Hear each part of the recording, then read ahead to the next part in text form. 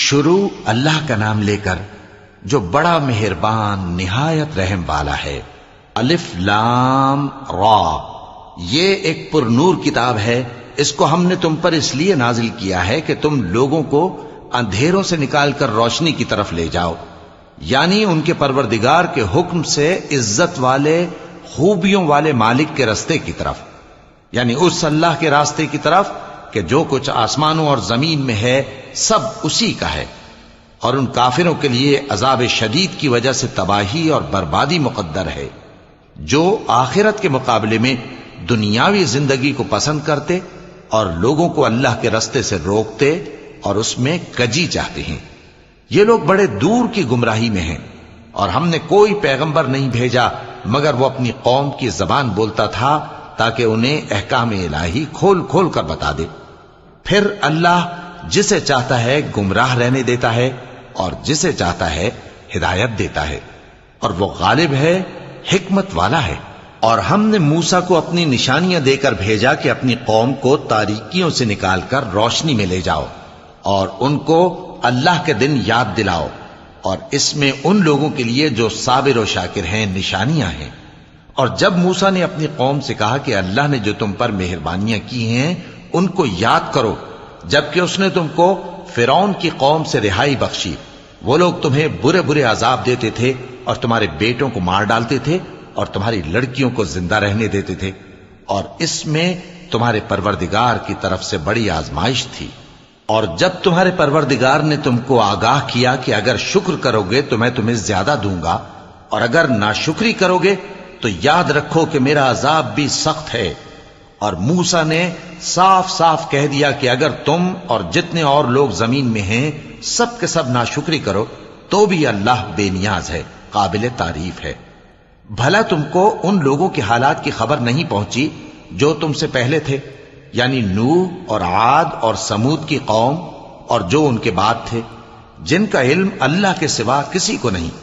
جب ان کے پاس ان کے پیغمبر نشانیاں لے کر آئے تو انہوں نے اپنے ہاتھ ان کے منہوں پر رکھ دیے کہ خاموش رہو، اور کہنے لگے کہ ہم تو تمہاری رسالت کو تسلیم نہیں کرتے، اور جس چیز کی طرف تم ہمیں بلاتے ہو ہم کو اس میں بھاری شک ہے۔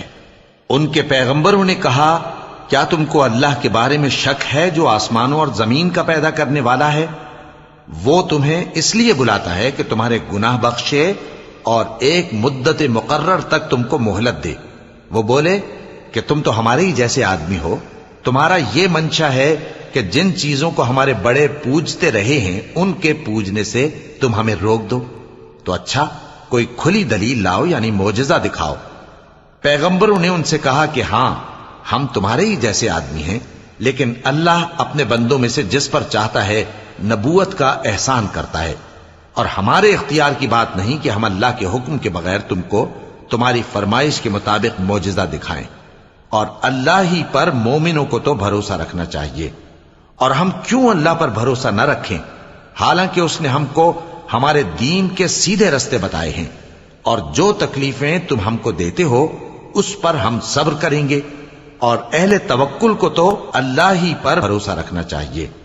اور جو کافر تھے انہوں نے اپنے پیغمبروں سے کہا کہ یا تو ہم تم کو اپنے ملک سے باہر نکال دیں گے یا تم ہمارے مذہب میں واپس آ جاؤ۔ پس ان کے پروردگار نے ان کی طرف وحی بھیجی کہ ہم ظالموں کو ہلاک کر دیں گے اور ان کے بعد تم کو اس زمین میں آباد کر دیں گے۔ یہ اس شخص کے لیے ہے جو قیامت کے روز میرے سامنے کھڑے ہونے سے ڈرے اور میرے عذاب سے خوف کرے۔ اور پیغمبروں نے اللہ سے فتح چاہی اور ہر سرکش ضدی نامراد رہ گیا۔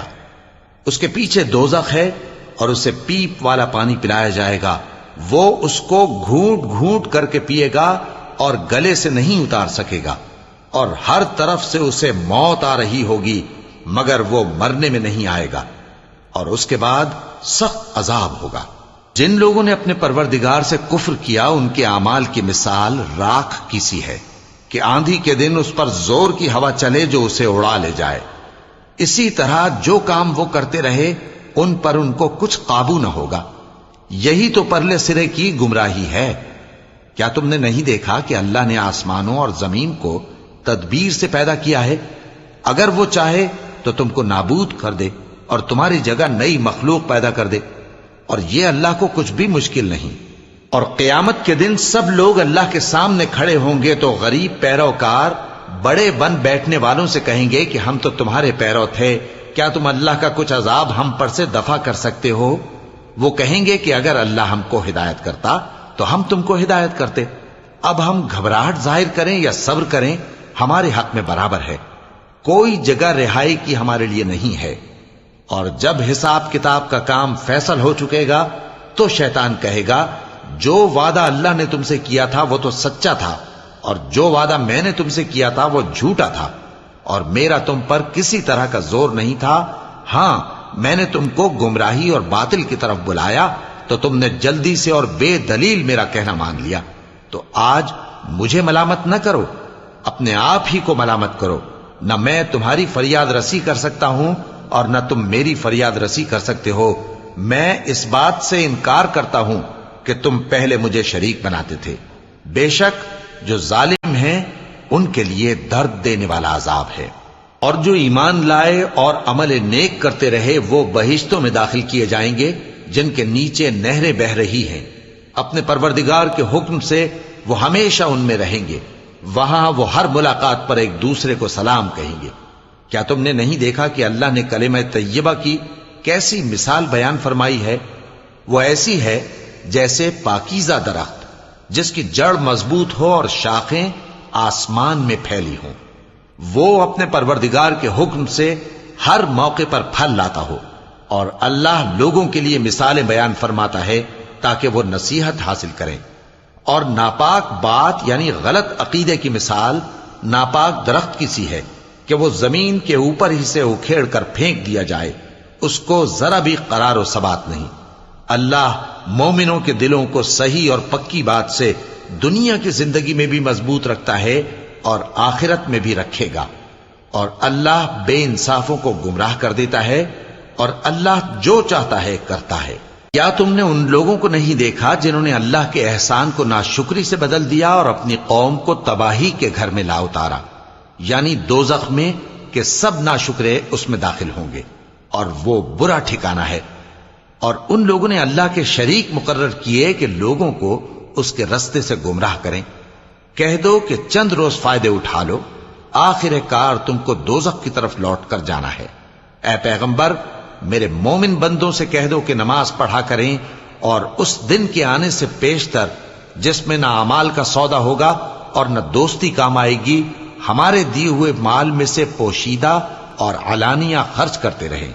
اللہ ہی تو ہے جس نے آسمانوں اور زمین کو پیدا کیا اور آسمان سے مے برسایا، پھر اس سے تمہارے کھانے کے لیے پھل پیدا کیے، اور کشتیوں اور جہازوں کو تمہارے زیر فرمان کیا تاکہ وہ سمندر میں اس کے حکم سے چلیں، اور نہروں کو بھی تمہارے زیر فرمان کیا، اور سورج اور چاند کو تمہارے لیے کام میں لگا دیا کہ دونوں دن رات ایک ڈگر پر چل رہے ہیں، اور رات اور دن کو بھی تمہاری خاطر کام میں لگا دیا، اور جو کچھ تم نے مانگا سب میں سے تم کو عنایت کیا۔ اور اگر اللہ کے احسان گننے لگو تو شمار نہ کر سکو، مگر لوگ نعمتوں کا شکر نہیں کرتے۔ کچھ شک نہیں کہ انسان بڑا بے انصاف ہے، ناشکرا ہے۔ اور جب ابراہیم نے دعا کی کہ اے میرے پروردگار، اس شہر کو لوگوں کے لیے امن کی جگہ بنا دے، اور مجھے اور میری اولاد کو اس بات سے کہ بتوں کی پرستش کرنے لگیں بچائے رکھیو۔ اے پروردگار، انہوں نے بہت سے لوگوں کو گمراہ کیا ہے، سو جس شخص نے میرا کہا مانا وہ میرا ہے، اور جس نے میری نافرمانی کی تو بخشنے والا ہے، مہربان ہے۔ اے پروردگار، میں نے اپنی اولاد ایک وادی میں جہاں کھیتی نہیں، تیرے عزت و ادب والے گھر کے پاس لا بسائی ہے۔ اے پروردگار، تاکہ یہ نماز پڑھیں، سو تو لوگوں کے دلوں کو ایسا کر دے کہ ان کی طرف جھکے رہیں، اور ان کو میووں سے روزی دیتے رہنا تاکہ تیرا شکر کریں۔ اے پروردگار، جو بات ہم چھپاتے اور جو ظاہر کرتے ہیں تو سب جانتا ہے، اور اللہ سے کوئی چیز مخفی نہیں، نہ زمین میں نہ آسمان میں۔ اللہ کا شکر ہے جس نے مجھ کو بڑی عمر میں اسماعیل اور اسحاق بخشے، بے شک میرا پروردگار دعا سننے والا ہے۔ اے پروردگار، مجھ کو ایسی توفیق عنایت کر کہ نماز پڑھتا رہوں، اور میری اولاد کو بھی یہ توفیق بخش۔ اے پروردگار، میری دعا قبول فرما۔ اے پروردگار، حساب کتاب کے دن میری اور میرے ماں باپ کی اور مومنوں کی مغفرت کیجو۔ اور مومنوں، یہ نہ سمجھنا کہ یہ ظالم جو کام کر رہے ہیں اللہ ان سے بے خبر ہے۔ وہ ان کو اس دن تک مہلت دے رہا ہے جبکہ دہشت کے سبب آنکھیں پھٹی کی پھٹی رہ جائیں گی اور لوگ سر اٹھائے ہوئے میدان قیامت کی طرف دوڑ رہے ہوں گے۔ ان کی نگاہیں خود اپنی طرف لوٹ نہ سکیں گی اور ان کے دل مارے خوف کے ہوا ہو رہے ہوں گے۔ اور لوگوں کو اس دن سے آگاہ کر دو جب ان پر عذاب آ جائے گا۔ تب ظالم لوگ کہیں گے کہ اے ہمارے پروردگار، ہمیں تھوڑی سی مہلت عطا کر تاکہ ہم تیری دعوت توحید قبول کریں اور تیرے پیغمبروں کے پیچھے چلیں۔ تو جواب ملے گا، کیا تم پہلے قسمیں نہیں کھایا کرتے تھے کہ تم کو اس حال سے جس میں تم ہو زوال نہیں ہوگا؟ اور جو لوگ اپنے آپ پر ظلم کرتے تھے تم ان کے مکانوں میں رہتے تھے، اور تم پر ظاہر ہو چکا تھا کہ ہم نے ان لوگوں کے ساتھ کس طرح کا معاملہ کیا تھا، اور تمہارے سمجھانے کے لیے مثالیں بیان کر دی تھیں۔ اور انہوں نے بڑی بڑی تدبیریں کی، اور ان کی سب تدبیریں اللہ کے ہاں لکھی ہوئی ہیں۔ گو وہ تدبیریں ایسی غضب کی تھیں کہ ان سے پہاڑ بھی ٹل جائیں۔ تو ایسا خیال نہ کرنا کہ اللہ نے جو اپنے پیغمبروں سے وعدہ کیا ہے وہ اس کے خلاف کرے گا۔ بے شک اللہ زبردست ہے، بدلہ لینے والا ہے۔ جس دن یہ زمین دوسری ہی زمین بنا دی جائے گی اور آسمان بھی بدل دیے جائیں گے اور سب لوگ اللہ کے سامنے نکل کھڑے ہوں گے جو یکتا ہے، بڑا زبردست ہے۔ اور اس دن تم گناہگاروں کو دیکھو گے کہ زنجیروں میں جکڑے ہوئے ہیں، ان کے کرتے تارکول کے ہوں گے اور ان کے چہروں کو آگ لپٹ رہی ہوگی، یہ اس لیے کہ اللہ ہر شخص کو اس کے اعمال کا بدلہ دے۔ بے شک اللہ جلد حساب لینے والا ہے۔ یہ قرآن لوگوں کے نام اللہ کا پیغام ہے تاکہ ان کو اس سے ڈرایا جائے اور تاکہ وہ جان لیں کہ وہی اکیلا معبود ہے، اور تاکہ اہل عقل نصیحت حاصل کریں۔